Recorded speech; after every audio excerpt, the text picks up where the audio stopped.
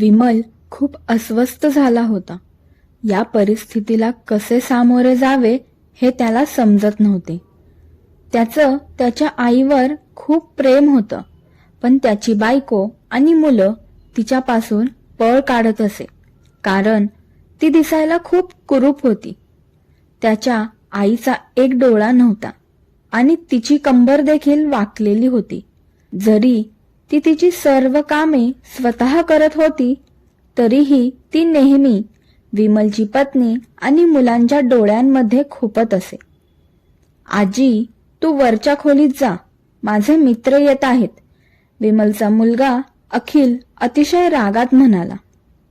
पण बाळा, मी तुझ्यापासून खूप दूर बसले आहे, विमलची आई खूप प्रेमाने म्हणाली. नाही, तू त्यांच्या समोर नको थांबूस, ते मला चिडवतात, अखिल जोरात ओरडत म्हणाला. काय झालं अखिल, का आरडाओरडा करतोय? विमलची बायको कामिनीने किचनमधून हाक मारली. बघ आई, ही आजी इथे ड्रॉइंग रूम मध्ये बसली आहे आणि माझे मित्र येत आहेत, अखिल तक्रारीच्या स्वरात म्हणाला. आई, तुम्ही वरच्या मजल्यावर जा, आम्हाला का लाजवत आहात? कामिनी मुलाची बाजू घेत म्हणाली.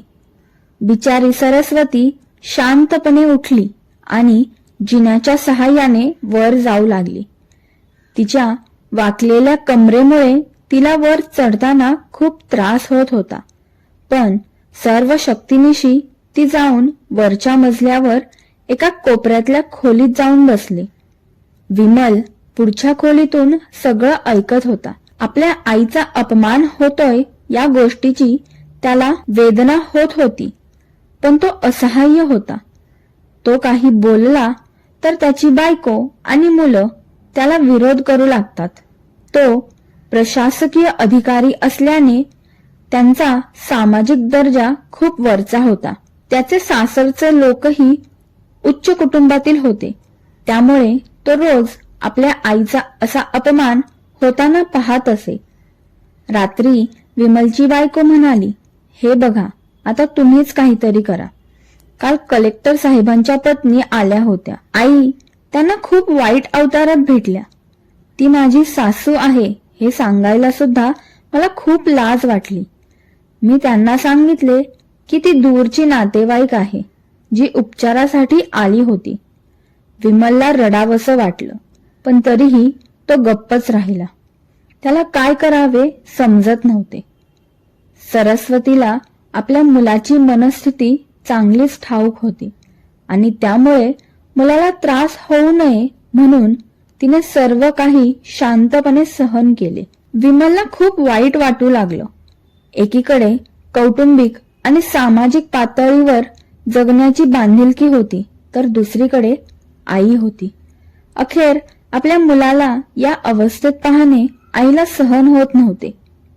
एके दिवशी ती तिच्या मुलाला म्हणाली, विमल, खूप दिवस झाले, आता मला माझ्या गावाला जायचे आहे, मला तिकडे घेऊन जा, इथे माझे मन लागत नाही. पण आई, तिथं कोणी नाही, तुझी काळजी कोण घेणार? विमलने आश्चर्याने विचारले. कामिनी म्हणाली, अरे तिथे सगळे गावकरी आहेतच की, आणि तुझे ते मामा सुद्धा त्याच गावात राहतात, आणि मग आपण सर्व व्यवस्था करून येऊ. कामिनीची इच्छा पूर्ण होणार होती. हो बाळा, सुनबाई बरोबर बोलत आहे, सरस्वती दीर्घ श्वास घेत म्हणाली. गावात आईची काळजी घेणारे कोणी नाही हे विमलला माहीत होते, पण पत्नीच्या हट्टामुळे त्याला आईला गावी सोडावे लागले. आईला गावी सोडून आल्यावर त्याला रडावेसे वाटत होते आणि त्याच्या असहाय्यतेचा रागही येत होता, परंतु त्याचे कुटुंब, पत्नी आणि समाजात असलेल्या प्रतिष्ठेमुळे त्याने या भावना दाबल्या आणि त्याला हायसे वाटू लागले. काही दिवसांनी अमेरिकेत राहणारे त्यांचे काका भारतामध्ये परत येणार होते. विमल अगदी लहान असताना ते एकदा भारतात आले होते आणि विमलच्या वडिलांच्या मृत्यूनंतर ते पहिल्यांदाच भारतात येणार होते.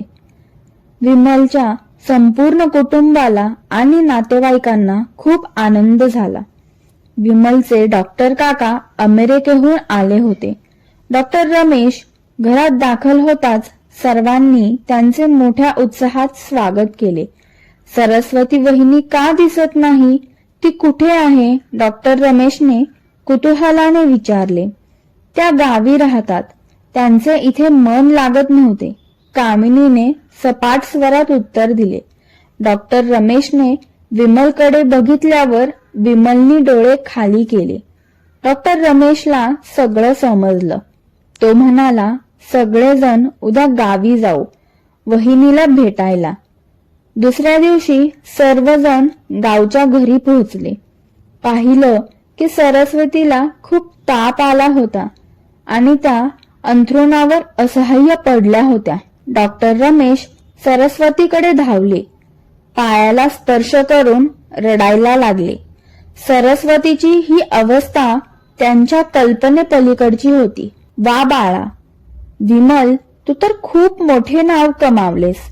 तुझ्या आईची ही अवस्था बघून तुला लाज वाटली नसेल. डॉक्टर रमेश विमलला जवळजवळ ओरडून म्हणाले, विमलचा काही दोष नाही. मी स्वतः गावी आले होते. सरस्वती तिच्या मुलाच्या बाजूने बोलत होती. वहिनी, तुम्ही गप्प बसा. मला सर्व काही समजले आहे. काय सुनबाई, तुला तुझ्या सासूचा कुरूपपणा आवडत नाही. त्यांच्यामुळे समाजात तुला खाली पाहावे लागते, हो ना? डॉक्टर रमेशने कामिनीकडे रागाने पाहिले. कामिनी निरुत्तर होऊन विमलकडे पाहू लागली. आज तू ज्या सामाजिक स्तरावर आहेस ते त्यांच्या संघर्षाचा परिणाम आहे बाळा.